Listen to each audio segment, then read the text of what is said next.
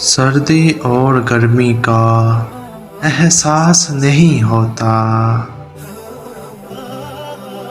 قصہ نمبر 50۔ بسم اللہ الرحمن الرحیم۔ السلام علیکم۔ حضرت عبد الرحمن رضی اللہ عنہ فرماتے ہیں کہ حضرت سیدنا علی المرتضیٰ رضی اللہ عنہ شدید گرمی کے موسم میں ہمارے پاس تشریف لائے۔ آپ رضی اللہ عنہ نے سردیوں کا لباس زیب تن کر رکھا تھا۔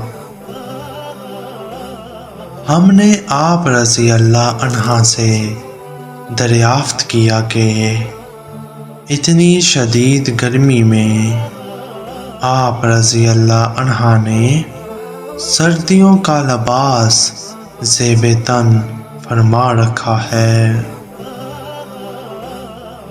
آپ رضی اللہ عنہ نے فرمایا، خیبر کے موقع پر جب میری آنکھیں دکھتی تھی تو حضور نبی کریم صلی اللہ علیہ وآلہ وسلم نے اپنا لباب دہن میری آنکھوں کو لگایا اور دعا فرمائی، اے اللہ علی رضی اللہ عنہ سے گرمی اور سردی کو دور فرما دے، چنانچہ اس دن کے بعد مجھے گرمی اور سردی کی تکلیف نہ رہی۔